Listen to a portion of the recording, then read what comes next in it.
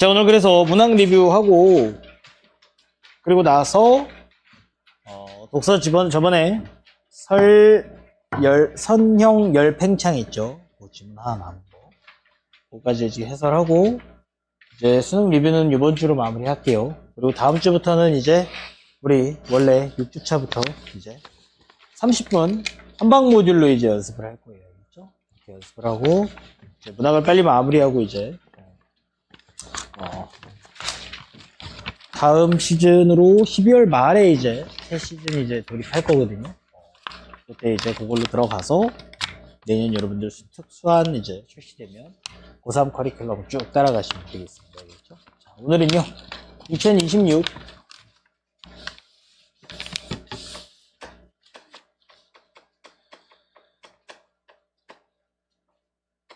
수능 문학 리뷰 시작하겠습니다.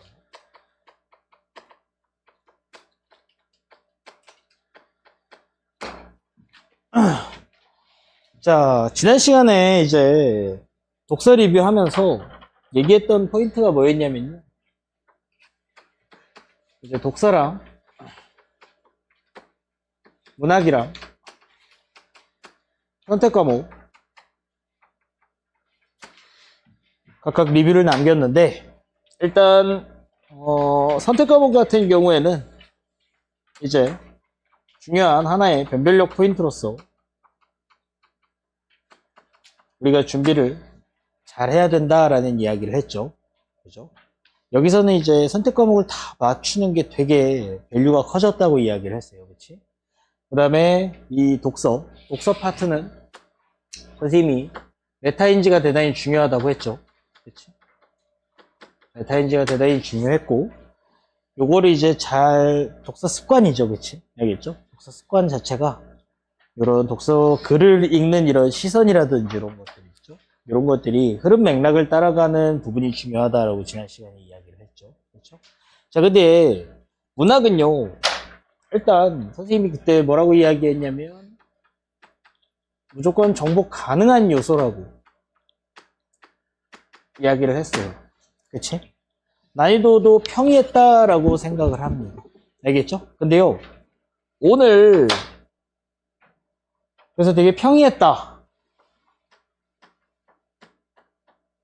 이거는 이제 선생님이 아이들이랑 같이 풀어보고, 어떤 점에서 이런 이야기를 했냐면, 뭔가 새로운 유형이라든지, 그런 건 원래 없다 그랬어요. 알겠지? 출제되는 문제 유형이라든지 이런 건 새로울 게 없고, 그 다음에 연계도 이번에 3작품이나 했죠. 그렇지? 그런 측면. 그 다음에 선택지를 이제 선생님이 늘 이야기하는 것처럼 2단 구성이라든지 이런 것들이 있죠. 이런 부분들에서 그렇게 특별할 것이 없었고, 그렇지? 막상 풀면서도 이제 그렇게 결과가 우리 아이들도 그렇고 나도 그렇고 나쁘지 않았기 때문에 좀 평범하지 않았나라고 생각을 했는데, 내가 이렇게 풀면서 조금 느낀 위화감이 있었거든요. 그날 수능 다음날 아침에 이제 아침 8시 애들이랑 모여갖고 같이 풀었단 말이에요. 그때 이제 풀면서 느낀 위화감이 한 가지가 있었는데, 뭐였냐면 풀면서 되게 짜증이 났어요. 풀면서 짜증이 났던 게 왜 그러냐면, 첫 번째, 일단 선택 과목 15분 57초 걸렸다 그랬잖아. 여기서 평소보다 훨씬 많이 걸린 거예요. 하고서 이제 문학을 이제 풀러갔는데, 선생님은 이제 독서를 가장 마지막에 푸는 것이 중요한 메커니즘이라고 했죠, 여러분들 얘기. 그러고서 이제 문학을 푸는데, 풀면서 되게 답답했어요. 빨리빨리 원래 정답을 딱딱딱 찍고 넘어가야 되는 나의 스피드가 나오질 않는 거죠. 그래가지고, 뭐지? 하고서 그냥 쓱 지나가고 나서 이제 다시 생각을 해보니까 뭐가 위화감으로 남았냐면, 평소보다 문학 푸는데 한 10분 정도가 더 걸렸어요. 여기서. 여러분 기준이 아니라 내 기준. 여기서. 그래서 한 25분 정도를 풀었던 것 같아요, 문학을. 여기서. 그래갖고, 왜 그렇지에 대해서 이제 생각을 해봤거든. 이제 문학 리뷰를 하려고. 그랬더니 사실은 되게, 뭔가 소름 돋는 그런, 어떤 평가원의 의도, 이런 것들을 조금 말씀드리고 싶어요. 알겠지? 그래서 이번 시험은 전체적으로 봤을 때 문학에서 시간 뺐고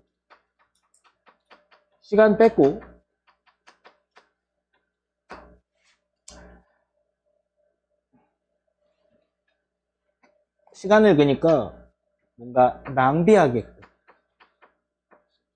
알겠죠? 요런 메커니즘, 그치? 요런 것들을 통해서 이제 독서에 이제 어느 정도 충분한 시간을 투자하지 못하게끔 만들어 놓고, 그리고 나서 그 안에서 이제 접근을 잘못했을 시에는 되게 어렵고 시간이 부족하게끔 만들어 놓는 그런 구조가 아니었나, 알겠죠? 그런 어떤 전략적인 설정에 대한 이야기를 좀 해보려고 합니다. 알겠죠? 자, 일단 문학 먼저 보세요, 얘들아. 18번부터 이제 34번까지 문학이잖아요, 그렇죠? 18번부터 34번까지. 자, 요번 문학은요, 일단 4개 갈래. 기존에 했던 선생님이 이야기했던 이 4개 갈래, 선생님이 늘 강조했던 게 뭐죠? 4개 갈래에서 일단 첫 번째, 문제 유형은 어떻다? 문제 출제되는 유형은 고정이다. 알겠지? 그리고 두 번째, 이 유형 때문에 이제 각 갈래별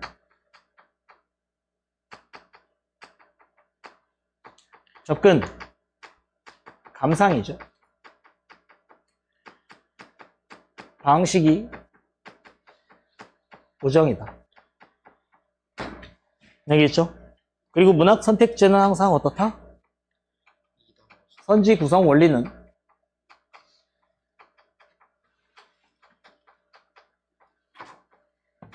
동일하다. 그 다음에 네 번째, 각 선지의 O냐 X냐 적절성을 판단하는 선지 판단 원리도 어떻다? 선지 판단 원리도 뭐를 기반으로 한다? 보편성을 기반으로 한다. 알겠죠? 오케이? 그래서 문학에서 정답을 고르는 것들은 정답이 1번이다라는 거에 접근하는 방식은 어려울 수가 없다고 이야기했죠. 그렇지? 근데 그 어려울 수 없는 파트를요, 되게 다른 방식으로 이제 되게 전략적으로, 오케이? 시간을 많이 뺏어 가고, 그 다음에, 요런 원리를 잘 모르는 친구들은 되게 어렵게 느껴지게끔 만들었어요. 알겠어? 이런 기준들이 명확하게 우리는 잡고 가잖아요. 그치? 근데 이런 거를 잡고 가지 않고 그냥 1번부터 5번까지 선지를 쭉쭉쭉 읽으면서 감으로 이제 이게 정답이겠거니 이렇게 찍는 친구들이 있잖아요. 그쵸? 맞죠? 그런 친구들에게는 이번 문항은 확실하게 되게 어려웠을 거다. 왜 그렇게 되는지를 원리적으로 조금 설명을 할게요.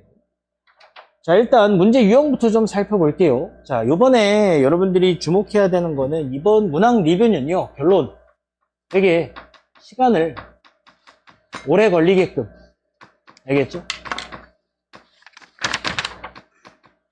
이런 의도성을 명확하게 가지고 가고 있습니다. 알겠죠? 시간을 오래 뺏게끔 하는 의도성. 그거를 어떻게 실현을 했냐면, 자, 첫 번째, 내가 왜 이렇게 풀면서 답답하지? 왜 이렇게 빨리빨리 못 넘어가지? 했던 이유가, 자, 첫 번째, 각 지문별로 뭐가 2문제씩 등장하는 줄 알아요? 기호 동그라미 문제가 2문제씩 출제가 됐어요.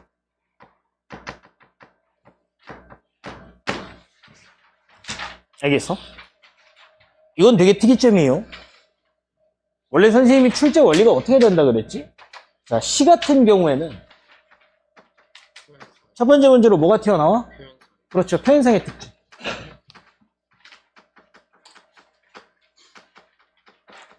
그 다음에 두 번째 문제는 가나 나 시에 대해서 가에 대한 이해로 적절한 것은 적절하지 않은 것은, 말 그대로 그 시를 읽어서 이해를 했는가, 알겠어? 시의 줄거리, 시적 상황 전체를, 그러니까 시를 수능의 방식으로 감상했는가, 알겠어? 그래갖고 시 자체를 감상했는지, 어떻게 보면 시 자체의 어떤 내용 파악에 대한 문제죠. 알겠어? 그 다음에 물론 무조건 각 갈래는, 각 지문은 뭐가 튀어나온다? 이렇게 기호 동그라미가 한 문제는 출제가 됩니다. 알겠죠? 특정 부분의 밑줄을 딱 그어놓고 이제 그 부분에 대한 해석을 이제 평가원에 던지는 거죠. 알겠어? 그럼 이제 우리는 흐름 맥락을 가지고 밑줄 친 부분에 대한 의미가 평가원이 던진 해석이 적절한가를 보편적으로 판단하는 거죠. 알겠어? 그 다음에 네 번째 무슨 문제가 튀어나오죠? 3점짜리 보기 달고 나오는 문제가 튀어나오죠. 이 보기는 이제 외적 증거, 외부 정보를 담고 있죠. 일종의 가이드라인이라고 했죠. 알겠죠? 자, 그 다음에 소설 같은 경우에는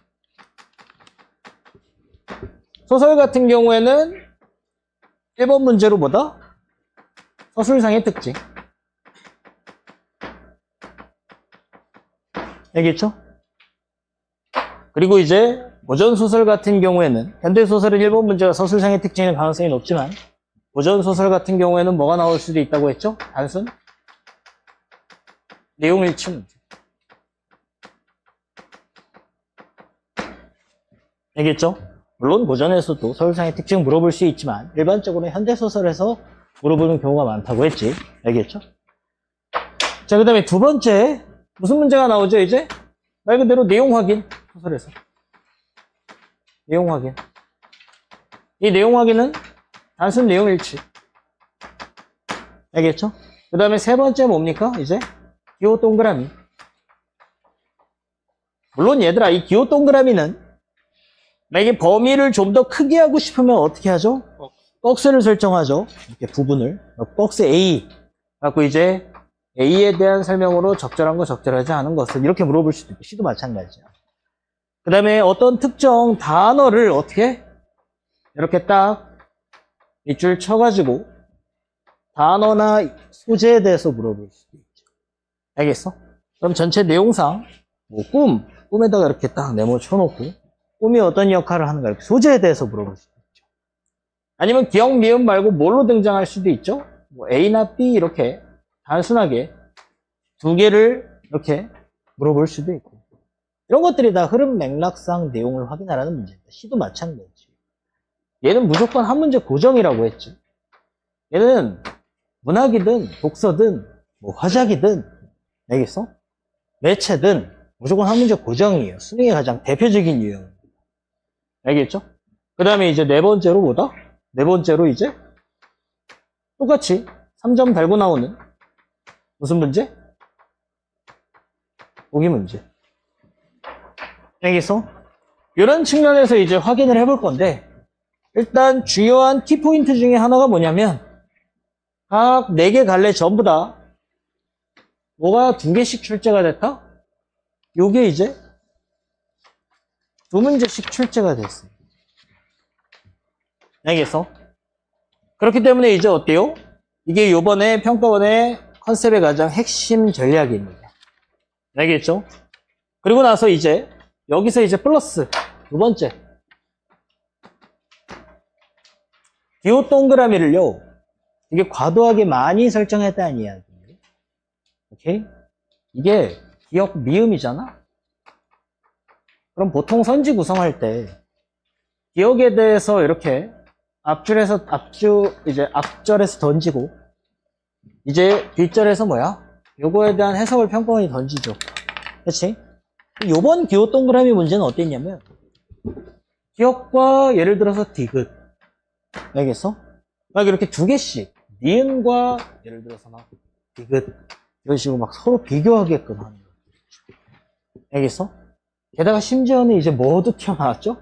A에서 F까지도 튀어나와. 알겠어? 그러면 A랑 만약에 C를 비교하고 B랑 F를 비교하고 막 이런 식이잖아요. 그럼 이제 다시 그 부분으로 가서 이거에 대한 의미가 맞는지 F랑 이게 맞는지 그 둘을 비교했을 때 맞는지 계속 어때요? 확인을 해야 됩니다. 비교 대조를 계속 시키는 거죠. 알겠죠? 시간을 되게 많이 뺏어 먹는 컨셉입니다. 그리고 이제 자 그래서 기호 동그라미 문제를 2개씩 설정했다라는 게 일단 내가 느낀 위화감의 정체였고, 그렇지? 그 다음에 두 번째, 이 기호 동그라미 문제를요, 3점짜리 문제도 마찬가지고, 알겠어? 이렇게 시간이 오래 걸리는 문제의 정답 설정을 어디에다가 주로 했다? 정답 설정을 4번이나 5번 같은 후반부로 설정을 했습니다. 후반부로 설정을 했다는 거죠. 알겠지? 이것도 되게 크리티컬한 거예요, 여러분. 알겠지? 그동안 그 24년도 수능 있죠. 표점 150점이었던 그 수능, 이즈물 논합 나왔던 그 수능 있죠. 그때 문학도요. 그때 문학은 시간을 많이 뺏어가는 방식으로 어떤 방식을 채택했냐면 정답을 후반부에 설정을 해놓고 이렇게 판단이 안 되는 선지들을 되게 많이 만들어 놨어요. 여기서 어려운 킬러 문제. 그리고 나서 이제 정답 선지는 이제 후반부에 어떻게 설정을 했냐면 되게 직관적으로 맞게끔 설정을 해놨습니다. 근데 이제 여러분들의 특징은 어떻죠? 뭔가 이렇게 의심되는 부분들이 있으면 선생님이 뭐라 그랬어? 수능 선지는 보편적으로 이렇게 부분적으로는 O인지 X인지 판별이 어려울 수 있어요. 하지만 전체 선지를 봤을 때는 어떻죠? 전체 선지를 봤을 때는 명확하게 O냐 X냐가 확실히 설정이 되어 있다는 거죠. 알겠어? 그러면 반드시 여기가 이 조합이라고 했어요. 판단이 안 되는 것과 O의 조합은 없어요. 알겠지? 그러면 그 선지 정체성 자체가 뭐가 돼버려? 여기가 맞으면 물음표가 돼버려. 알겠죠? 그래갖고 항상 여기가 이제 잘못됐다라는 거예요. 알겠지? 근데 보통 이 원칙을 모르는 전국의 대다수의 수험생들은 딱 보고서 보통 이거 맞나 틀리나에 꽂혀갖고 고민을 하게 되어 있어요. X를 정확하게 판별하는 게 아니라 어떻게 되죠? 이런 의문이 남게 되는 거예요. 이런 방식으로 이제 되게 어렵게 해놓으니까 나중에 이게 맞는 것 같은데 여도 이것들이 이제 발목을 잡게 돼요. 24년도의 문학은 약간 이런 컨셉이었다면 이번에는 의도적으로 이제 판단해야 될 요소들, 왔다 갔다 해야 될 요소들을 되게 많이 만들어 놓고, 여기서 많이 만들어 놓고 그거의 정답 설정도 어때? 후반부에 설정을 해 놓는 방식으로 이제 시간을 많이 가져가게끔 만들어 놓은 전략입니다. 알겠지? 자, 그 다음에 요번에 세 번째는 뭐냐면, 문학에서 세 번째는 너희들이 보통 어려움을 느끼는 건 어디라고? 선택지입니다. 선택지. 작품 해석 자체는 사실 현역 수험생들한테는 그렇게 어렵지 않습니다. 선생님. 알겠어? 왜냐면 걔네들은 일단 각 갈래별 패턴이라든지 이런 것들 다 숙지하고 있을 거고 왜 연계가 이제 되게 많이 올라갔잖아요. 그치? 국세곡 그대로 나왔고 그 다음에 현대시도 이번에 고재종 씨가 같이 출제가 됐고 물론 의외 파트에서 튀어나오긴 했어요. 어쨌든 다들 공부를 했기 때문에 그렇게 어려운 포인트는 아니죠. 수공과 같은 경우에도 그렇죠? 고전 소설도 이번에 연계가 됐고요. 알겠어? 그러니까 결국 뭐냐면 이번에 3점짜리 문제입니다. 3점 문제 선택지 있죠. 선택지가 되게 장형화됐습니다.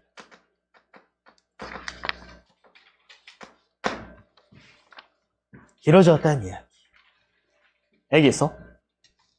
어떤 방식이냐면 예를 들면 이래요. 보통 3점짜리는 보기를 달고 나오잖아. 어떤 원리라고 했죠, 선생님? 원래 앞절에서는 지문이나 작품의 어떤 부분을 발췌해오고, 알겠어? 그 다음에 뒷절에다가는 뭐를 배치한다고 했죠? 보기의 정보를 배치한다고 그랬죠. 그래서 작품의 이 부분이 보기에서 준 요 가이드라인을 따르는 것이 맞느냐를 보는 거였죠. 그렇지? 근데 이번에는 특히 앞절이 되게 길어졌어요. 앞절을 요 부분을 이렇게 딱 뭔가 워딩을 설정을 해놓고 그 다음에 앞절 자체 판단 요소를 이렇게 2단 구성으로 만들어 놓은 다음에 알겠어? 그러니까 앞절 자체가 판단하기가 되게 어때요? 시간이 걸리게끔 되어 있어요. 그리고 나서 이제 어때요?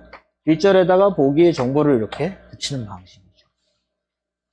근데 우리는 그나마 이렇게 선지의 원리를 알고 있으니까 그래도 판단하는 데 있어서 알고 가잖아요. 근데 이게 일반 아이들에게는 어떻게 느껴지냐면 원래는 한 두 줄 정도에서 끝났던 선지가 이제 마구마구 길어지니까 여기서 그냥 한 호흡으로 훅 읽다 보면은 어떻게 되는 거야? 머릿속에서 이제 오류를 일으키는 거죠. 여기서 오케이? 그러니까 사실 이렇게 끊어보는 기준에서도 되게 많은 요소들을 집어넣었구나. 여기서 시간을 많이 뺏게끔 하는 요소들을 집어넣었구나 라고 보이는데 이 원리를 전혀 모르는 대다수의 친구들은 어땠겠다? 그냥 마구 선택지가 어려워져 버린. 알겠어? 그래갖고 이제 결국에는 이런 거죠. 이런 느낌이죠. 선생님이 되게 평가원에 어떤 한 명이 있다면 되게 절대 고수가 한 명 앉아있다라고 했잖아요. 이 국어의 어떤 원칙이나 원리 같은 것들을 잘 파악하고 있지만 전략적으로도 거의 제갈량 수준입니다. 알겠어요? 이거는 봐봐봐. 선생님이 문학이라고 하는 거는 결국에는 판단할 때 있어서 보편성을 기반으로 판단하기 때문에 정답을 찾는 메커니즘이 어려워지거나 난해해질 수는 없어요. 알겠어? 그 보편성이라는 게 그렇게 대단한 게 아니잖아요. 맞죠? 너희들 생각했을 때 헤어졌어. 이별의 시야. 그럼 어때? 슬픔, 그리움. 그쵸? 당연한 감정이죠. 그리고 막 예를 들어서 태양이 밝게 떠오른 거랑 이제 태양이 지고 어둠이 내릴 걸로 헷갈린 거랑 이런 것들 중에서 뭐가 플러스인지 뭐가 마이너스인지 이거는 굳이 공부해야 할 수 있는 것들이 아니죠. 그치? 날이 밝아오는 게 플러스고 어둠이 내리깔리는 게 마이너스고. 왜? 왠지 그냥 보편적으로 생각했을 때 그렇잖아. 꽃이 피는 거 플러스, 꽃이 시들어버리는 거 마이너스. 여기서 이 정도의 보편성의 원리를 가지고 이제 정답을 판단하기를 이제 요구하는 파트이기 때문에 본질적으로 어려워질 수 없어요. 여기서 하지만 뭐야? 어렵게 느껴지게끔 얼마든지 전략 수정을 할 수 있다라는 거. 알겠죠? 그래서 이런 것들을 오늘 확인을 해볼 거예요. 알겠지? 오케이? 이렇게 해서 지금 요 세 가지 포인트가 어때? 3점 문제 선택지의 장형화를 꾀함으로써 선택지의 난이도를 매우 올려버렸다. 이게 세 번째 포인트. 알겠지? 오케이? 자, 그 다음에 네 번째 또 있어요. 모든 선택지들이 결국에는 이거랑 다 이제 연계돼서 파생이 되는 건데 선택지의 어떤 비교 대조 있죠? 여기서 자꾸 이렇게 그 기호 동그라미를 서로 비교해 봐야 되고 알겠어? 그 다음에 그거의 내용들을 자주 이제 확인을 하여 가야 되고 알겠어? 왜냐면 애초에 선지 메커니즘 자체가 기호 동그라미 문제는 앞절에다가 이제 그 기호에 대한 걸 제시하고 오케이? 그 다음에 여기에다가 이제 뭘 던진다고? 이 밑줄 친 부분에 대한 평가원의 해석을 던진다고 했죠. 그걸 보편적으로 우리가 맞는지 틀리는지 판단하려면 그 밑줄 친 부분의 흐름 맥락상 이 부분의 의미를 우리가 알고 있어야겠지. 알겠어? 근데 여기에서 이제 아까 이야기했던 것처럼 그 기호끼리 서로 이렇게 혹은 막 이런 식으로 알겠어? 비교하는 것들을 되게 많이 시도했다는 거죠. 얘는 이런 뜻이고 얘는 이런 뜻이다. 이런 선지도 있고요. 알겠어? 얘랑 얘를 비교했을 때 모두 혹은 얘와 달리 얘는 이런 식으로. 알겠어? 그러면서 뒤에 해석에다가 연결하는 방식들이 많이 나왔다는 이야기. 알겠죠? 그래서 풀 때는 몰랐어요. 근데 이제 그 위화감이 있죠. 왜 내가 25분을 썼지? 난 절대 문학을 풀 때 그렇게 시간을 많이 안 쓰거든요. 근데 내가 왜 일반 수험생들처럼 시간을 썼지? 원래 일반 수험생들에게 제시하는 기준이 이제 25분이에요. 문학을 컷 내는데 4개를. 여기서. 그래갖고 그거에 대해서 이제 그 답답함이 있죠. 빨리빨리 나아가지 않은 답답함. 그러니까 독서 풀 땐 조금 조급했습니다. 독서 풀 때 조금 조급했어요. 그리고 그때도 이야기했지만 칸트 지문은 제대로 이해도 안 됐어요. 이해 안 하고 그냥 내가 읽는 방식으로 이렇게 흐름만 타면서. 알겠어? 되게 어렵다고 느꼈는데 내가 얘기했죠. 문제는 되게 쉽게 풀렸다. 알겠죠? 이런 것들이 이제 요번에 선지들 자체가 이제 요 결이 이제 계속 이어져 왔다는 거예요. 알겠죠? 자, 그 다음에 한 가지 포인트가 더 있어요. 5번째. 요즘 어려운 수능에서는요, 항상 문학에서 뭐를 어렵게 하죠? 사실 4개 갈래라고 했지만 사실은 시에 현대시든 고전시든 랜덤으로 뭐가 다짐으로부터 나오죠? 수필입니다. 수필. 알겠어? 수필 난이도가 항상 높아요. 알겠어? 그냥 독서 지문화 되어 있습니다. 어려워. 알겠죠? 오케이? 원래 수필이라고 하는 이 교술 갈래는요, 실제 경험에서 얻은 깨달음이나 교훈을 이제 주제로 전달하는 파트이기 때문에 대부분은 2문단, 3문단으로 컷이 나는, 알겠어? 그리고 어떻게 보면 되게 독서 지문처럼 느껴지죠. 알겠지? 근데 요 수필이 여러분들 그 24년도 수능도 그렇고 22년도 수능도 그렇고 레전드 수능들이 있죠. 계속 어려웠어요. 24년도 수능은 여러분들 그 유명한 뭐죠? 이즈물 노남이죠. 알겠죠? 독서 때도 이야기했지만 워딩 갖고 장난질을 치면은 여러분들의 체감 난이도가 확 올라간다는 걸 되게 중요한 포인트로 평가원은 생각을 하고 있는 거죠. 이번 칸트도 마찬가지라고 했죠. 그 워딩이 되게 인식, 의식, 막 자기의식, 그죠? 막 이런 식으로 이제 되게 워딩 같은 것들을 어렵게 설정해 가면서 난이도를 높인다고 했어요. 알겠죠? 이때는 킬러메타의 마지막 수능이었잖아. 이즘을 노나. 그치? 잊는 것을 버리지 못하는 것이 병이고 잊어야 할 것을 막 이런 식으로 잊지 못하는 것을 잊는 것, 그 다음에 잊어야 할 것을 잊지 막 이런 식으로 자꾸 장난질을 쳤어요. 이때도 이 워딩을 가지고 되게 어렵게 장난질을 쳤는데 어쨌든 이걸 가지고 이제 단독으로 출제되는 문제가 하나씩 있잖아. 수필은요. 알겠지? 그 단독 문제가 킬러 문제였어요. 이때도. 이즘을 논함 때. 그때는 이 워딩을 정확하게 치환을 해냈느냐. 알겠어? 물론 이때도 플로우 메타였습니다. 2문단이 플러스에 대해 얘기하고 3문단이 뭐 마이너스에 대해서 얘기하고 그때 워딩이 잊어야 할 것을 잊지 못하는 것 혹은 잊어도 좋을 것을 잊지 못하는 거 혹은 잊으면 안 되는 것을 잊는 거 이런 식으로 각각 이렇게 컨셉을 딱 설정해서 뭐가 플러스인지 뭐가 마이너스인지를 흐름상 정확히 파악하지 못하면 그냥 머리를 마구마구 하게 해버리는 그런 킬러 문제가 돼버리는 거였어요. 이때는 출제된 문제가 결국에는 이 워딩을 제대로 이해했니에 대해서였거든. 근데 이번에는 역시 선생님이 뭐라 그랬죠? 지금 무슨 메타라고? 플로우 메타라고 했죠. 이번에는요, 그 소리, 알겠어? 소리를 가지고 이제 결국에는 문장을 표현하는 건데 이번에도 역시 뭐가 어려웠다 얘들아? 이번에도 뭐가 어려웠다?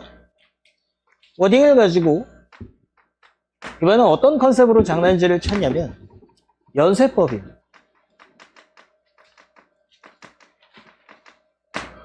알겠죠? 그래서 이번 문학에 가장 문제가 되는 문제는 이제 26번이에요. 26번. 알겠어? 26번 문제를 보면 요 수필을 가지고 이제 26번이 이제 가장 킬러가 아니었나. 알겠죠? 얘는 흐름을 잘 따라가서, 오케이? 흐름을 잘 따라가서 정답을 고르려고 하면 2번에서 명확하게, 아, 얘가 정답이군. 알겠어? 이 연쇄법을 잘 이해했다. 그러니까 글을 이렇게 흘러가면서, 아, 이거 뭔가 연쇄적으로 이어지고 있는 글의 전개 방식이구나. 이거를 이해했다면 2번이 명백하게 정답이구나 라고 하면서 되게 쉬운 문제가 될 뻔했어요. 하지만 3번 선지를 보는 순간 2번을 넘어가서 3번 선지를 그 이후의 선지들을 보는 순간 어떻게 된다?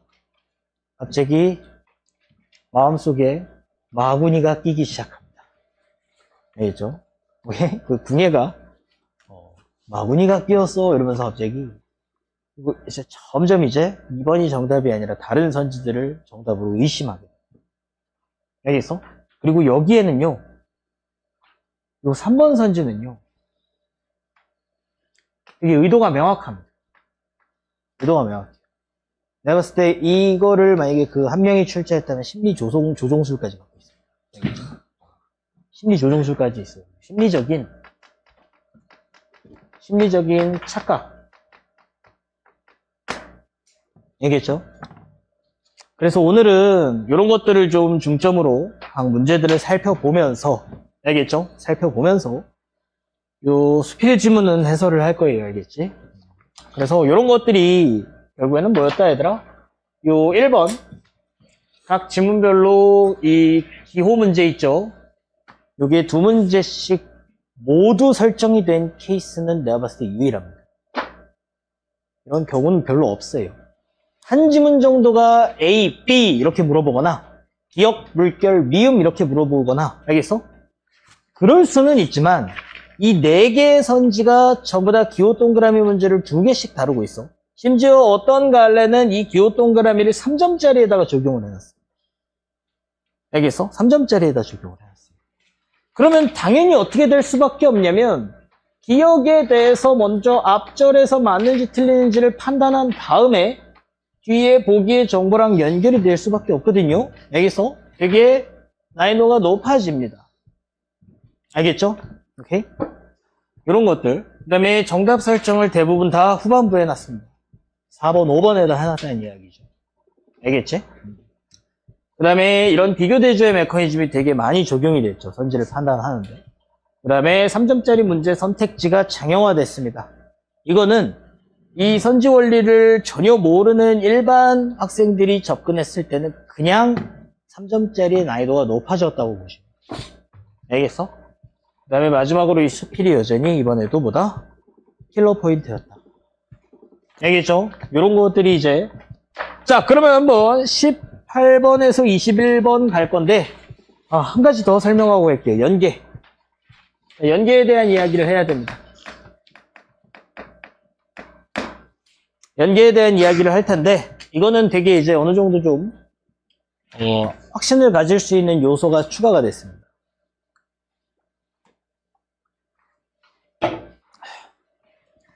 이제 여러분들도 1월 말에 여러분들의 수능 특강이 실시가 되죠.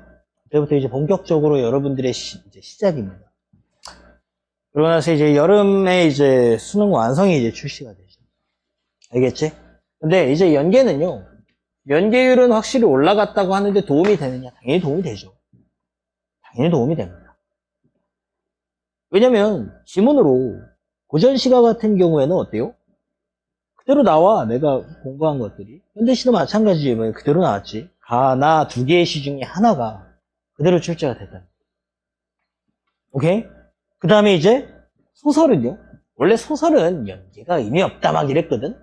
왜 그러냐면 수특이나 수안에 이렇게 수록되어 있는 부분 말고 다른 부분이 이렇게 막 나온다고 해서 소설을 굳이 연계과를 세울 필요가 있니? 물론 그 수특이나 수안에 수록된 작품들의 전문을 다 읽어보는 거는 도움이 돼요. 이제 그런 방식으로 준비를 시켰는데 이제 출제되는 거 보면은 그 수록된 부분에 대한 내용이 되게 많이 겹쳐서 나옵니다. 주로 겹쳐서 나와요. 수록되지 않은 부분도 이렇게 언급이 되지만 수록된 부분이 겹쳐서 나와요. 알겠어? 그러니까 연계율이 진짜 높아졌습니다. 알겠죠? 이게 그리고 선생님이 얘기하는 원래 이론상 문학은 30분 풀지만 수험생들 기준으로 수능장에서 이제 25분 정도로 기준을 낮춰주는 중요한 요소가 된다고 했죠. 알겠어? 그 수특수화는요, 좋은 올바른 자료를 가지고, 알겠어? 이제 계속 1년 동안 이제 연습을 해야 되는 포인트거든. 근데 여러분들 잘 보세요. 일단, 100% 연계가 된다라고 이제 확신을 가질 수 있는 거는 고전 시간. 오케이? 고전 시간.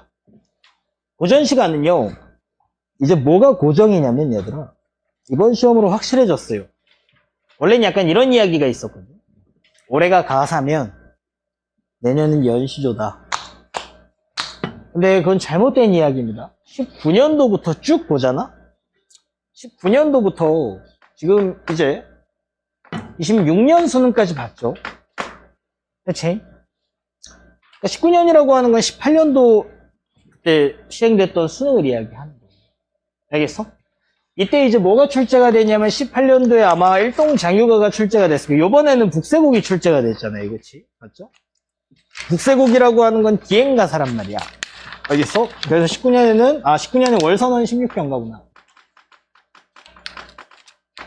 월선 16경가라고 해서 가사가 출제가 됐고요. 오케이? 그 다음에는 이제 가사와 시조가 같이 출제가 됐어요. 그 다음에가 이제 아마 3위인곡이죠. 3위인곡이랑 그 다음에 신매 시조가 같이 출제가 됐습니다. 알겠죠? 그 다음이 이제 탄공가 가사죠. 그 다음에 위백규의 농가 연시조입니다. 알겠어? 그 다음에 이제 22년도가 이제 지수정가랑 여러분들에게 익숙한 도산 12곡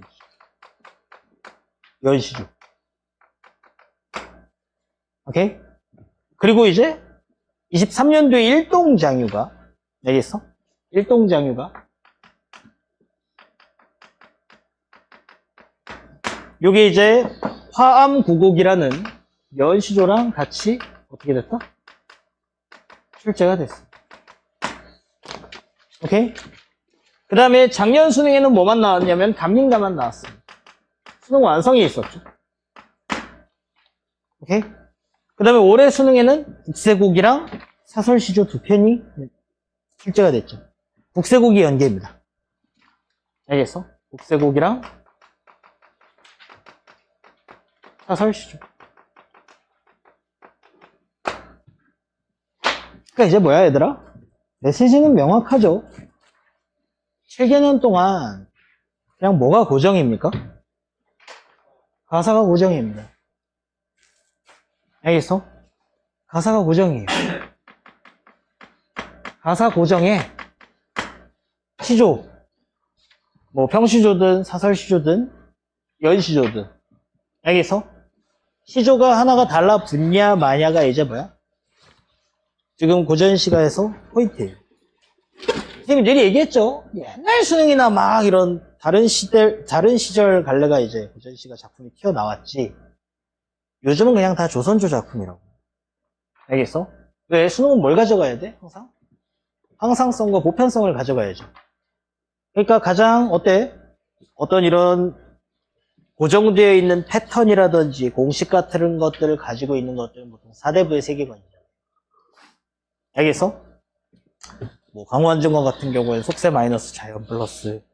알겠어? 막 이런 기본적인 어떤 정해져 있는 세계관들을 명확하게 갖고 있는 게 조선조의 작품들이잖아요. 그죠? 조선시대로 이제 고정이 됐다고 보시면 되고, 가사 고정입니다. 그래서 여러분들은 이제 특히랑 수안에 있는 모든, 고전시가 중에서 가사 있죠. 이 녀석들이 이제 시험범이라고 보시면 돼요. 거기에 플러스 연시조. 나는 이번에 산중잡곡 나올 줄 알았는데, 이번에 시조는 연계가 안 됐고 그냥 사설시조로 나왔고 그리고 북새곡이 이제 연계가 됐죠. 다행히도 이제 수능 1주 전에 이렇게 나올 만한 가사랑 연시조들을 쭉 보고 왔거든요. 북새곡 기행가사입니다. 기행가사 되게 좋아해요. 그래서 기행가사를 수능은요 되게 좋아합니다. 알겠죠?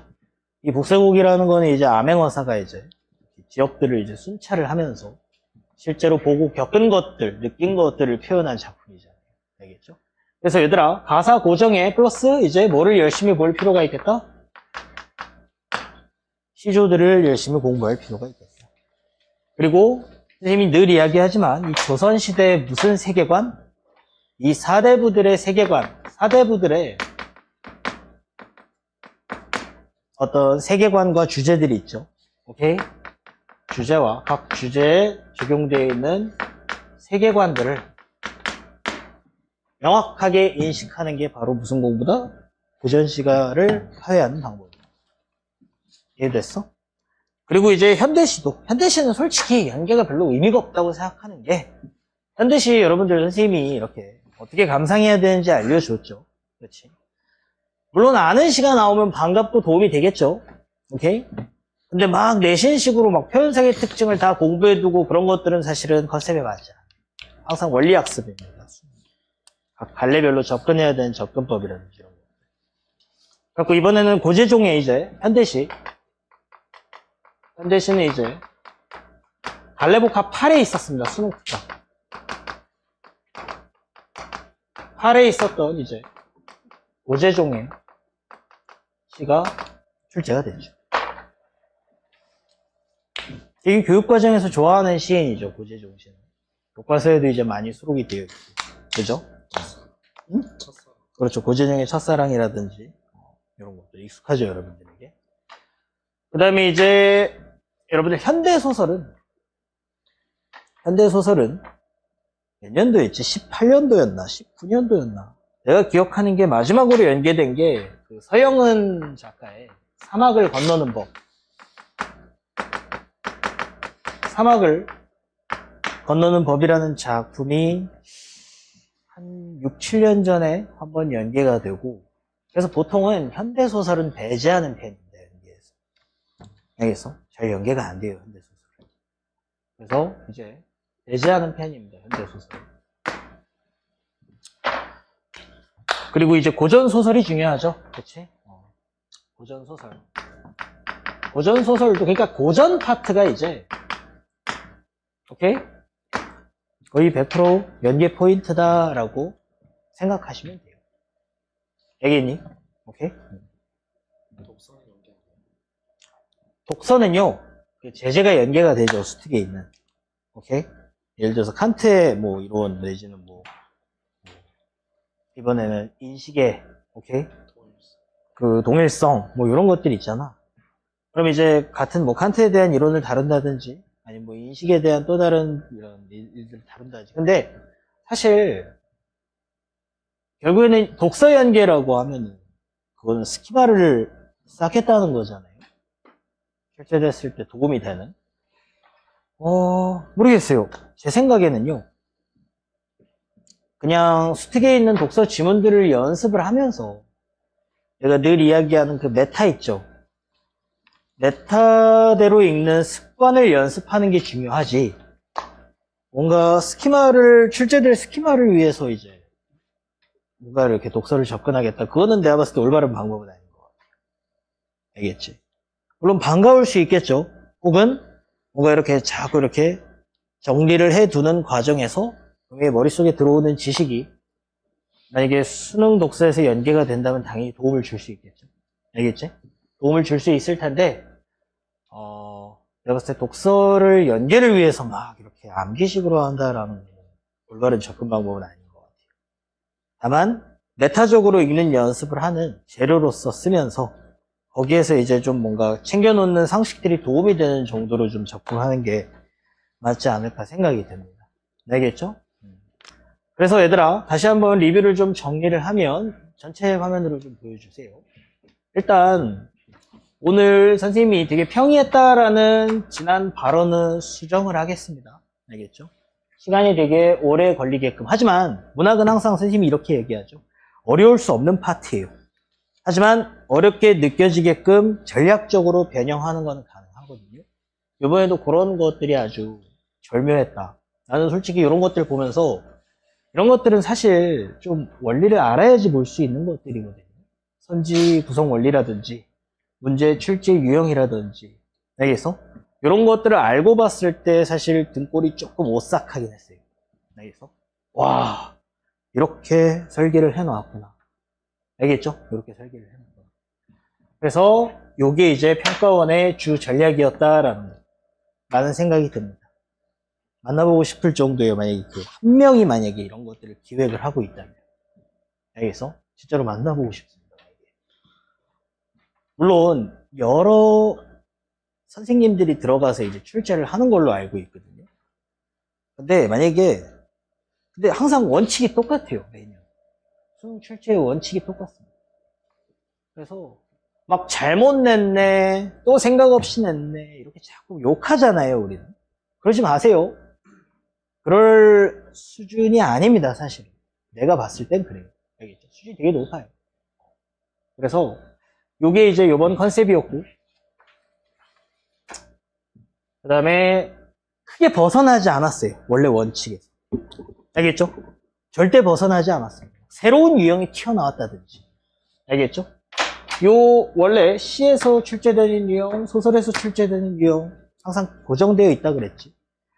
그래갖고 이제 그런 것들이 되게 잘못된 접근이에요. 문제부터 먼저 읽어보고, 뭘 물어보는지를 파악하고 지문에 들어가라. 뭐 독서든 문학이든. 그거 되게 잘못된 생각입니다. 왜요? 수능은요, 그동안의 모든 기출들을 다 뒤져봐도 어때? 이 원칙에서 벗어난 적이 없어. 당연히 이 원리에서 벗어난 적이 없다고. 알겠어? 그러니까 막 뭔가 새로운 문제가 나온다, 막 신유형이 나온다, 다 헛소리예요. 알겠어? 요 안에서 이제 움직이는 거예요. 당연히 이 안에서 움직였지만 이번에는 어때? 이거를 두 문제씩 가져가는 설정을 통해서 너희들에게 의도적으로 어려움과 시간을 이제 뺏어가기 위한 그런 작전을 설정을 했다. 알겠죠? 자, 그래서 오늘 요 수필 있죠? 수필에 대해서 한번 같이 살펴보고 26번 정도를 조금 살펴볼게요. 그 다음에 나머지 이제 지문이나 문제에 대한 해설은 앞으로 차차 해나갈 기회가 있을 거예요. 알겠죠? 일단 남겨두도록 하겠습니다. 수능 리뷰에다가 3주 이상 투자하기에는 우리가 일단 연습해야 되는 것들이 있기 때문에. 알겠죠? 자, 그러면 한번 26번 여기 수필을 보도록 할게요. 다 지문이라 그거를 한번 살펴봅시다.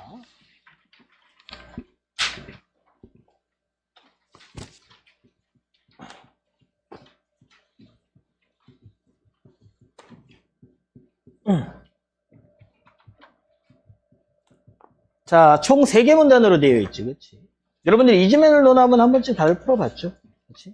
느낌이 어땠어요? 막 단순하게 그냥 읽다 보면 머릿속에서 이제 빡이 칠 수밖에 없어요. 알겠지? 말장난이 너무나 느껴지잖아요. 그치? 그것도 이제 흐름을 잘 타야 돼요. 잊어버려도 좋을 것을 잊지 않는 것, 이게 마이너스예요. 잊지 말아야 될 것을 잊는 것, 이것도 마이너스예요. 알겠어? 잊어도 좋을 것을 잊지 않는 것, 그 다음에 꼭 잊지 말아야 될 것을 잊어버리는 것. 알겠어? 막 이런 식으로 이렇게 구를 설정을 해보고 그거의 의미를 파악을 해봐야 돼. 알겠어? 그래갖고 이제 플러스 마이너스를 딱 설정을 해놓잖아, 명확하게. 그럼 이 문단은 플러스고 이 문단은 마이너스구나 라는 거를 명확하게 딱 인지를 하게 되고, 거기에서 쭉 이제 다른 워딩들을 던지거든. 그런 것들은 다 플러스, 뭐 이런 것들은 마이너스, 이렇게. 알겠어? 워딩들을 이렇게 긍정적인 워딩, 부정적인 워딩 이렇게 치환을 해내면서 가야 돼. 알겠어요? 완벽한 플로우 메타지. 그렇지? 근데 그런 상태에서 나온 3점짜리 문제 있죠? 문제가 되게 어려웠어요. 알겠어? 선지 자체가 이 워딩을 정확히 인지하고 있니를 이제 물어보는. 알겠죠? 근데 이번에는 그렇지 않습니다. 문제가. 자, 볼게요. 다지문에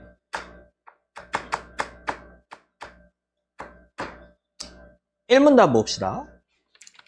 자, 천지간의 만물이 소리를 내게 만드는 것은 무엇인가? 소리를 이제 항상 코어를 잘 잡아. 소리를 만드는 것은 무엇인가? 이렇게 물어보고 있지, 그치? 그러면서 초록은 움직이지 않으면 그 자체로, 초목은 움직이지 않으면 자체로 소리가 나지 않죠. 그렇기 때문에 바람이 불어야만 소리가 납니다. 알겠죠? 그러니까 소리를 만드는 것 중에 1번, 초목은 뭐가 소리를 내게 한다, 얘들아? 바람이 소리를 만들어주는 요소다. 알겠죠?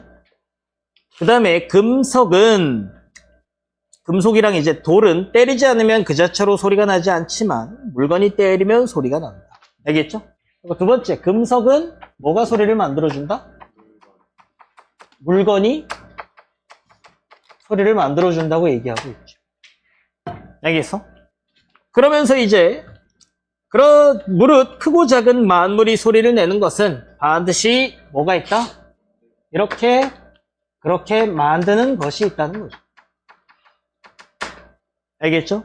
이게 있어야 소리가 납니다. 알겠죠? 자, 그러면서 이제 어디로 이동합니까? 요거 두 개를 예시로 소리를 내게 만드는 것이 있고, 어디로 이제 이동하는 거죠, 이제? 사람은. 알겠죠? 오케이? 이런 것들이 이제 논리적으로 봤을 때는 유추의 방식이라고 볼 수 있죠. 알겠지? 자, 그 다음에 이제 사람이 세상에 태어나면 안으로는 오장이 있고 밖으로는 형체가 있지만 그것만으로 소리를 내겠는가? 소리 낼 수 없다는 이야기죠. 사람도 역시 소리를 내게 만들어주는 게 있어야 된다는 이야기. 그걸 뭐로 제시하고 있죠? 기가 안에 쌓이고 밖으로 드러난 뒤라야 소리가 나는 것이다. 그런즉 사람이 소리를 내게 해주는 건 뭐다 얘들아? 기다. 알겠죠? 그럼 1문단은 뭔 얘기를 하고 있죠? 모든 것을 소리를 내게 만들어주는 것이 필요하다. 알겠어? 그리고서 메인 코어가 뭐야? 사람은 기가 있어야 소리가 난다. 이렇게 되어 있는 거죠. 알겠지? 소리를 내게 만드는 것에 대한 이야기. 두 번째 문단 갈게요. 소리는 한 가지가 아니니 쓸모없는 소리가 있고 쓸모 있는 소리가 있다. 하면서 이제 뭐야? 소리의 뭐를 설명하고 있죠, 얘들아? 소리의 종류를 설명하고 있죠. 그렇죠? 그래서 소리의 종류는 쓸모 없는 게 있고 쓸모가 있는 게 있다. 알겠죠? 그래가지고 이제 재채기 소리와 코 고는 소리는 사람의 소리 가운데 쓸모없는 거 마이너스 2개의 예시를 들어주고 있죠. 그치? 오케이?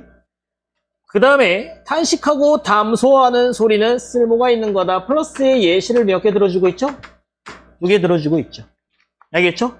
자, 그 다음에 끊고 쓸모 있는 소리에는 하면서 뭘로 이어가고 있지, 얘들아? 2개 중에 쓸모 있는 걸로 이어가고 있죠. 그렇지? 자, 쓸모 있는 것 중에는 또 이제 어떻게 가니? 2가지가 있대요. 알겠죠? 무슨 소리? 그렇죠. 아름다운 소리와 추한 소리가 있대요. 추한 소리, 그 다음에 아름다운 소리.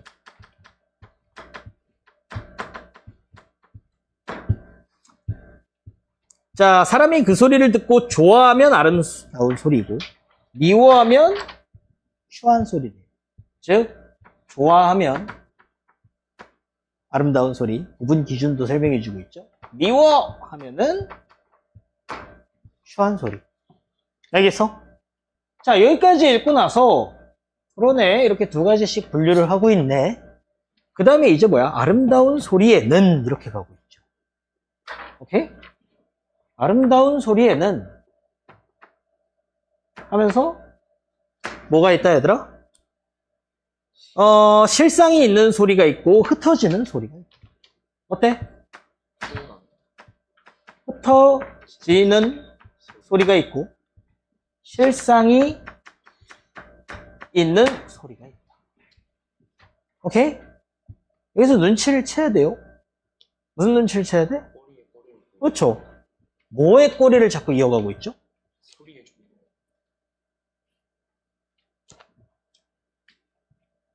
마이너스 플러스 마이너스 플러스 마이너스 플러스. 오케이? 플러스 소리에서 자꾸 꼬리를 이어가고 있어요. 오케이? 요런 흐름만 잘 파악했더라도 26번의 정답이 2번인 거는 정확히 알 거예요. 왜? 앞절이 틀렸죠. 앞절 봐봐. 소리가 지닌 상반된 특성들이 서로 균형을 이루어야 좋은 소리가 된다. 그게 아니라 물론 상반된 소리들을 제시하고 있죠. 마이너스 플러스 소리들을. 균형을 이루는 게 아니라 플러스를 쭉쭉쭉 따라가야 플러스 소리들의 특성들을 다 갖춰야 최종적으로 좋은 소리가 되거든. 알겠어? 그러니까 정답 고르긴 되게 어때요? 쉽게 설정을 해놨습니다.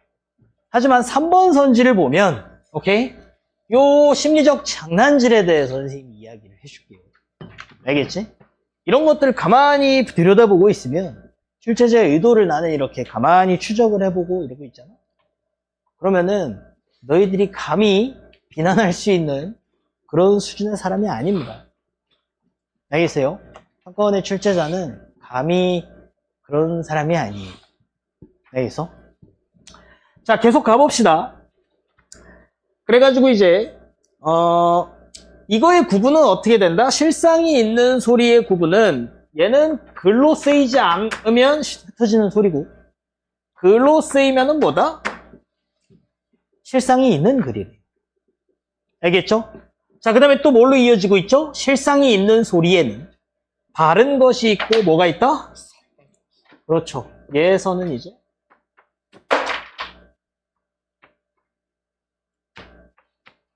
삿된 것이 있고 바른 것이 있다. 알겠죠? 삿되다가 무슨 뜻이야? 무슨 뜻이야, 삿되다가? 잘 모르겠죠? 그렇죠?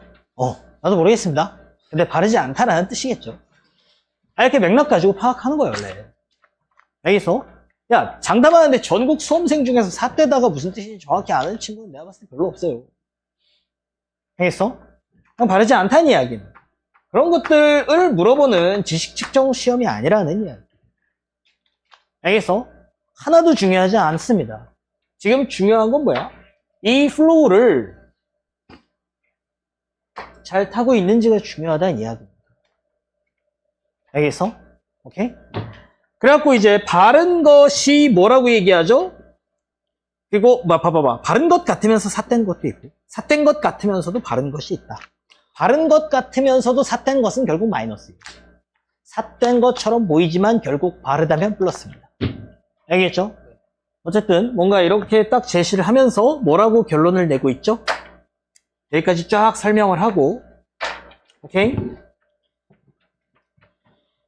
결국에는 뭐다? 사람의 소리로서 남에게 듣기 좋고 알겠어? 듣기 좋아. 오케이? 그러니까 당연히 쓸모가 있어야겠죠? 남에게 듣기 좋고 글로 어때요? 쓰였으면서 발음에 합당하잖아? 요 플러스를 다 갖추고 있는 글은 소리는 무슨 소리인다 얘들아? 좋은 소리랍니다.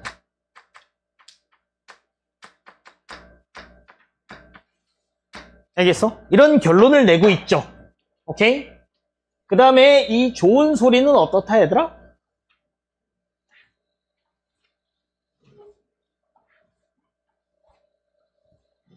이 좋은 소리는 무슨 결론을 내고 있죠? 여기에 도달하기에는 참으로 뭐다? 어렵다.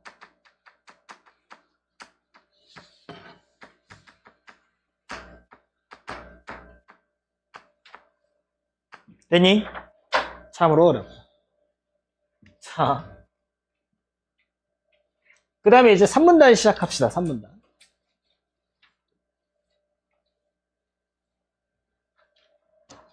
자, 3문단 갈 건데 이제 뭐야? 최립에 대한 이야기죠. 그치? 최립에 대한 이야기입니다. 최립은 어떤 사람이다? 좋은 소리를 내는 사람의 어떻다? 가깝다.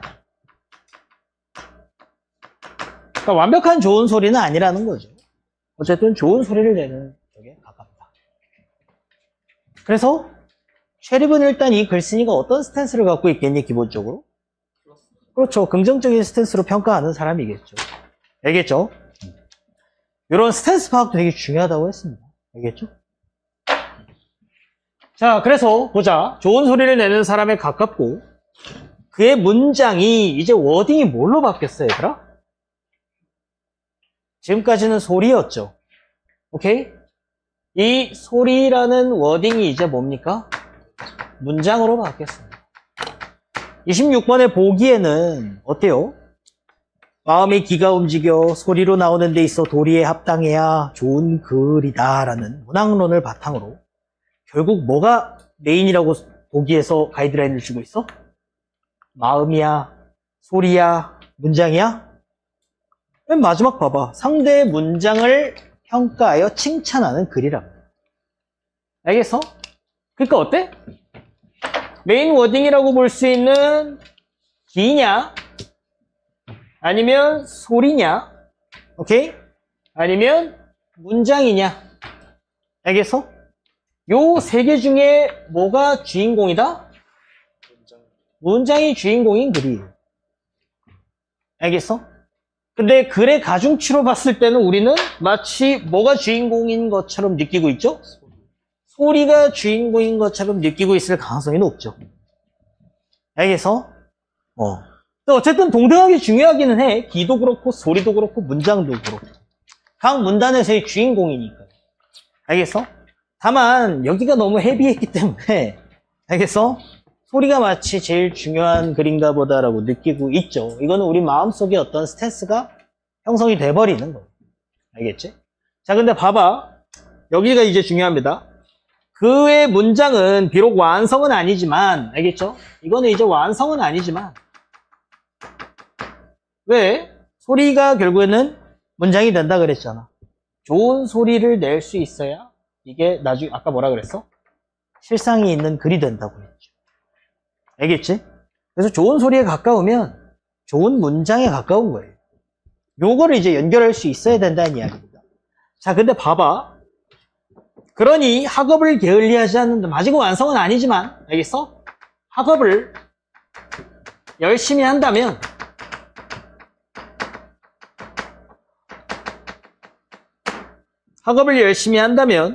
아주 완성은 아니지만 어쨌든 발음을 향한대. 문장이 발음을 향한대. 아까는 소리가 발음을 향하여 좋은 소리라고 했지. 그러니까 소리 문장은 얼마든지 치환이 될 수 있다. 알겠죠? 그래서 바르게 되는데 무슨 어려움이 있겠는가? 열심히 한다면 발음이 되는데 어려움이 있겠는가? 서리법이죠? 어려움이 있다 없다? 어려움이 없다.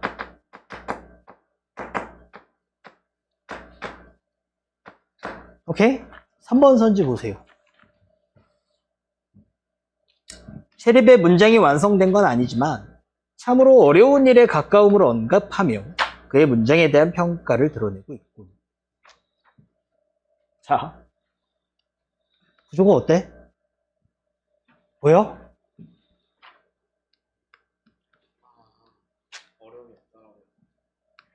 요거를 딱 가운데 배치해 놓고 여기는 어렵다라고 해놓고 여기는 어렵지 않다고 해놨어요. 알겠어? 그럼 너희들은 문장을 열심히 한다면 어려움이 없다. 이렇게 연결하기 쉽죠. 알겠어? 약간 그 범죄심리학자 약간 이런 거 아닐까요? 너희들은 여기다 연결하게 돼 있어요. 알겠어? 하지만 봐봐, 앞절 봐봐. 완성된 것은 아니지만 어디에 가깝다? 좋은 소리에 가깝다 그랬지. 좋은 문장에 가깝다 그랬지. 그리고 좋은 문장에 가까운 건 뭐야? 어려움에 가까운 거예요. 알겠어?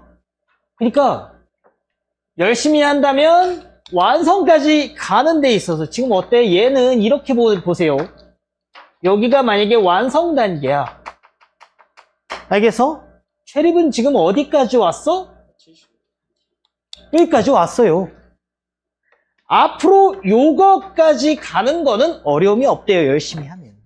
근데 얘는 아직 완성 단계가 아니죠. 그치? 그래서 여기까지 오는 거는 사실 어때? 얘가 지금 현재 이뤄낸 경지까지 오는 거는 어려운 경지예요. 알겠니? 그러면 얘는 어때? 참으로 어려운 일에 가까움을 언급하며 얘가 지금 문장이 완성된 건 아니지만 거의 다 왔죠? 여기까지 오는 거는 참으로 어렵다라고 언급한 거예요. 알겠어? 그러니까 어때? 3번 선지를 보고 나는 이제 대단한 고수다라는 생각이 듭니다. 출제자. 알겠어? 물론 나는 2번 고르고 그냥 넘어갔어요. 근데 시험장에서 그릴 수 있었을까요? 그럴 수 없었겠죠. 그렇지? 나도 만약에 수험생이었다면 정답 명확히 2번! 하고서 근데 3, 4, 5번을 안 읽고 가는 건 수능에 대한 예의가 아니지? 하면서 3번 읽었다 갑자기 마구니가 껴가지고 하면서 이제 어떻게 돼? 3번째. 오답을 볼 수 있다. 알겠죠? 하지만 흐름을 정확히 타고 있었다면 뭐 문제가 없었겠지. 그렇죠? 그리고 이제 4번 선지 같은 경우에는요. 어쨌든 마지막까지 읽어볼게요. 자, 내가 들은 이 소리를 여기서 끊어 이제. 체립의 수준을 딱 평가를 한 다음에 내가 들은 이 소리를 내는 만물은 본체가 크면 소리 또한 크고 본체가 작으면 소리 또한 작다고 했다. 체립은 어떻다? 소리가 크니 모두 크다? 본체가 크다. 본체 큰 게 플러스야, 알겠지? 그 다음에 본체가 크다는 건 뭐가 크다는 거야? 마음이 크다라는 거죠. 알겠지? 또 내가 들으니 크게 부딪히면 큰 소리가 나고 작게 부딪히면 작은 소리가 난다고 했으니 큰 바람이 초목을 움직이면 천지를 뒤흔들 듯하고 작은 바람이 불면 살랑거림에 불과할 것이다. 금속도 마찬가지죠. 사람은 뭐야? 기를 치면은 기가 크면 어떻게 되겠어? 소리가 크게 나고 뭐야? 기가 작으면 소리가 작게 난다라고 했죠. 그치? 그러니까 얘는 뭐도 크다? 기도 크다. 얘는 마음도 크고 기도 크고 본체도 크고 소리도 크고. 알겠죠? 그러니까 뭐야? 자꾸 소리 드립치고 있지만 사실은 뭐야? 주인공은 뭐라고? 이 세계를 아우르는 주인공은 문장이라고. 얘 글 되게 잘 쓴다니야. 이해됐어요? 오케이? 자, 근데 4번 선지 봐봐. 4번 선지는 그냥 개인적인 특이점입니다. 체립의 문장에 담긴 뜻이 도리의 합당함을 향하고 있음을 언급합니다. 원래 앞절에서 지문 내용을 언급해야 된다 그랬지. 뒷절에서 이제 봐봐. 도리에 합당해야 좋은 글이다. 알겠어? 근데 앞절에다가 도리를 넣었거든요. 근데 본문에는 도리라는 단어가 절대 등장하지 않아요. 알겠어? 그러니까 어떻게 보면은 체립의 문장에 담긴 뜻이 도리에 합당하다. 오기를 앞절에 배치했습니다. 알겠어? 사소하지만 이제 나는 이런 것들은 좀 특이점이라고 보는 거야. 알겠죠? 앞절에다 배치하고 이제 뭐야? 그의 문장에 대한 그가 학업에 정진할 것을 당부하고 있군. 이거를 이제 뒷절에 배치했죠. 알겠어? 그러면 원래 정상적인 선지였다면 그가 학업에 정진할 것을 당부함으로써 체립의 문장에 담긴 뜻이 도리의 합당함을 향하고 있음을 드러내고 있군. 원래 이게 정상적인 선지입니다. 그동안의 수능 스타일이라는 거죠. 이해되니? 오케이? 이런 것들은 아무나 볼 수 있는 특이점이 아닙니다, 여러분. 오케이? 감히 이야기하지만 여러분들은 오늘 페이커의 시선론을 들은 거예요. 알겠어? 진짜야. 진짜입니다. 인정하시는 분들이 있어야 되는데, 뭐, 인정하고 있습니까? 네. 좋습니다. 봐봐. 이런 리뷰는 이 세계관을 명확하게 인지하고 있어야 돼요. 그래야 이제 뭐에 대한 존경심이 생기는 거야. 이 시험이 왜 어려웠는가. 그리고 이 출제자는, 막 수험생들이나 막 강사들도 많이 욕하죠. 평가원 또 일냈다. 또 생각 없이. 그거는 아부실들이 감히 이제 프로게이머들이 이제 선수들, 위대한 선수들 있죠. 평가하는 거랑 똑같습니다. 알겠어? 그래서 오늘 문항 리뷰를 했는데요. 이번 시험은 모르겠어요. 킬러 때보다는 표점이 조금 낮죠. 그쵸? 결국에는 문제가 그렇게 어렵지 않았기 때문에 그런 결과가 나타난 게 아닌가 이렇게 생각을 합니다. 킬러 때보다 분명히 3점짜리나 이런 문제들의 난이도는 많이 낮아졌다고 생각을 하거든. 오케이? 그래서 조금 결과적으로는 역대급 작전과 이런 것들이 펼쳐진 전략과 의도와 메타가 잘 반영된 수능이었다라고 생각을 하는데 결과는 킬러 시절보다는 그래도 조금 더 괜찮게 나오지 않았나. 알겠죠? 그래서 여러분들이 이제 확실하게 방향성을 잡고 가세요. 알겠지? 여기에 있는 텍스트들과 그러니까 수능의 대전제는 뭐니 얘들아? 미지의 영역을 자꾸 던지잖아. 너희들이 처음 읽어보는 독서 지문이 튀어나오고 너희들이 모르는 시나 소설이 튀어나오죠. 알겠어? 그러니까 결국에는 대전제는 일단 이 세계관에 대한 원리를 먼저 파악하고 있어요. 알겠어? 그 다음에 이제 자꾸 어떻게 해야 된다? 첫 번째 제일 중요한 거는 흐름, 플로우를 잘 따라가셔라. 그 다음에 두 번째, 당연한 이야기지만 자꾸 어려운 것들을 어떻게 바꿀 수 있어야 됩니까? 쉽게 너희들이 자꾸 바꿔가는 연습을 하셔야 돼요. 선생님이 만류인력에서 보여줬지. 오케이? 워딩도 쉽게 치환해 가셔야 되고 C에서도 시어라든지 이런 것들이 있죠. 자연 속세, 플러스 마이너스 이런 것들 괜히 다 적용이 되는 게 아니에요. 알겠어? 그러니까 되게 보편성을 기반으로 하는 시험이기 때문에 우리도 보편적인 워딩으로 빡빡 치환해 갈 수 있다니. 알겠죠? 그래서 이 두 가지가 잘 맞물리잖아? 그러면은 어때? 80분 안에 절대 풀 수 없는 난이도가 80분 안에 다 풀고 틀리지 않을 수 있다는 이야기입니다. 알겠죠? 자, 선생님이 너희들에게 자꾸 이렇게 이야기를 하는 거는 너희들이 결론적으로 나처럼 72분 만에 다 풀고 100점 받으려면 일단 나도 이거를 계속 연습을 해왔기 때문에 가능한 것들이에요. 80분 안에 푼다는 것 자체가 그냥 안 하던 사람이 풀 수는 없는 거예요. 나는 정말 10년 가까운 시간들을 모의고사를 시간을 재면서 풀었거든요. 요즘은 올해 작년은 그렇게 많이 못 풀었어요. 그 이전에는 일주일에 2회씩 나도 꼬박꼬박 풀었어요. 그러면서 이제 보이는 것들이에요. 이런 것들이 실제로 풀어봐서. 내가 자꾸 이런 이야기들을 너희들에게 전달하는 거는 너희들이 내 수준에 도달하긴 힘들어요. 왜? 난 너희들보다 훨씬 어릴 때부터 지금까지. 오케이? 선생님 나이 40이잖아요. 그쵸?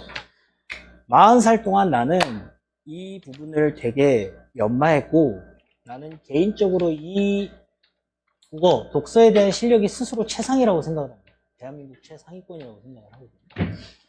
너희들이 내 수준에 도달하는 걸 원하는 게 아니라 이런 시선들을 보면서 이제 해결할 수 있는 것들, 채울 수 있는 것들을 해내라니야.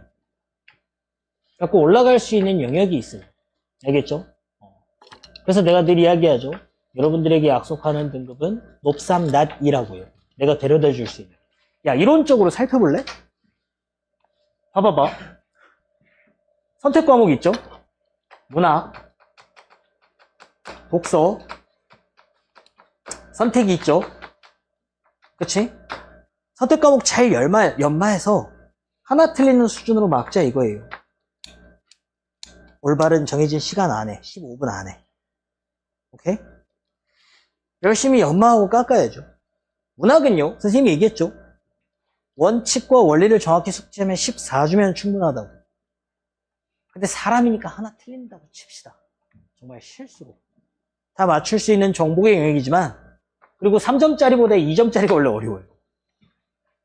알겠어? 세계관이랑 원리를 알고 있다면. 알겠어? 독서는요? 야, 독서는요, 그 0.5지문짜리 독서론 빼고, 그건 다 맞춰야 되고, 이제 메인 지문은 3개잖아. 거기에서 보통 3점짜리가 어렵죠. 3점짜리, 그 다음에 어려운 2점짜리가 하나 있어요. 추론형 문제. 알겠어? 그래서 한 지문 다 마이너스 2, 마이너스 3, 두 문제. 세 지문이면 총 몇 개죠? 6개죠. 오케이? 6개 날리자고. 마음 편하게 찍어. 물론 이거는 한 수능 한 4, 5개월 남겨놓고 선생님 나 찾아오는 애들한테 하는 제안입니다. 완성할 것들 완성하고, 알겠어? 얘는 이제 단순 내용 일치라든지 전체적인 구조로, 알겠어? 혹은 지문과의 이제 선지와의 비교 대조로 맞출 수 있는 것들 맞춰놓고, 어휘 틀리지 말고. 그럼 이거 몇 점 날라가? 5점, 5점, 5점, 15점 날라가죠. 알겠어? 얘 합쳐서 5점 날라갔죠. 그래서 80점 만들자는 거야. 이번에 80점이 2등급 나와, 안 나와? 나와요. 80점이 2등급 나와요. 야, 그리고 상식적으로 6개 찍는데 한 2개 맞지 않겠냐? 어? 1등급도 나올 수도 있어요, 85. 이번에 엄의 기준으로 85가 1이에요. 응? 물론 우리는 이것까지 정복을 해내야겠죠. 알겠어? 이 메타대로 읽는 연습들을 하면서 한 지문, 두 지문, 매산비 하라니. 그냥 매산비 하지 말고 내가 메타 알려줬잖아.